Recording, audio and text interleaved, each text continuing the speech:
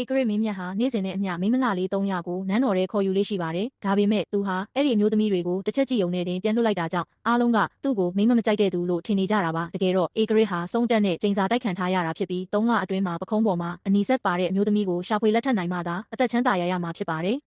တပြည်လုံးကိုနှံ့အောင်ရှာပေမဲ့ရှာမတွေ့တဲ့အချိန်မှာတော့စစ်သူကြီးရဲ့ဇနီးတွေမှာအနီးဆက်ရှိကြောင်းသူမတော်တဆကြားလိုက်ရပါတယ်။ဧကရစ်ဟာဘာကိုမှဂရုမစိုက်ပဲသူမကိုနန်းတော်ထဲခေါ်ဆောင်လာပြီးအနီးဆက်ရှိတာကိုအတီးပြုပြီးနောက်သူမကိုအတင်းကျပ်နန်းရှိုက်ကသိမ်းပိုက်လိုက်ပါတော့တယ်။စစ်သူကြီးကတော့ထိတ်လန့်သွားဟန်ဆောင်ပြီးအိမ်ပြန်သွားပေမဲ့တကယ်တော့ဒါဟာသူမရဲ့စီစဉ်ထားတဲ့အကွက်တစ်ခုပါ။တကယ်တော့ဒီအမျိုးသမီးဟာဘဝဟောင်းမှာစစ်သူကြီးအပေါ်အရန်သစ္စာရှိခဲ့တဲ့ဇနီးတဲ့တယောက်ပါဒါပေမဲ့စစ်သူကြီးဟာစစ်မြေပြင်ကအပြန်မှာမကောင်းဆိုးဝါးမလေးတယောက်ကိုခေါ်လာပြီးသူမကိုနှိပ်စက်ခဲ့ပါတယ်ဘဝဟောင်းမှာစစ်သူကြီးကသူမကိုဧကရစ်စီဆက်သက်ခဲ့ပေမဲ့သူမနန်းတော်ရောက်တာနဲ့ဧကရစ်ကကျိန်စာကြောင့်တေဆုံးသွားခဲ့ပါတယ်ဒါကိုမေတော်ကြီးကသူမကြောင့်နမိတ်မကောင်းဘူးဆိုပြီးရဲဆက်ဆက်တက်ပစ်ခဲ့တာပါ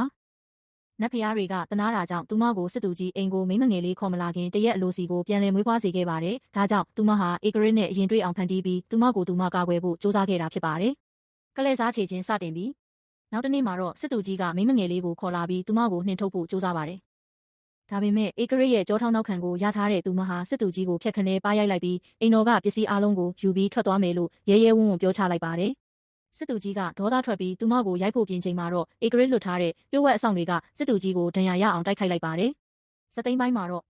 စစ်သူကြီးကဧကရစ်စီမှာသူမကိုအဖြစ်ပေးဖို့သွားတိုင်ပေမဲ့ဧကရစ်ကတော့သူမကိုနူးညံ့စွာကြည့်ပြီးငါမင်းကိုထာဝရကာကွယ်ပေးမယ်လို့ဂရုပေးလိုက်တဲ့အခါမှာတော့စစ်သူကြီးနဲ့သူ့ရဲ့မိန်းမငယ်လေးတို့ဟာကြောက်လန့်တုန်ရီပြီးဘာလို့ရမှန်းမသိဖြစ်သွားကြပါတော့တယ်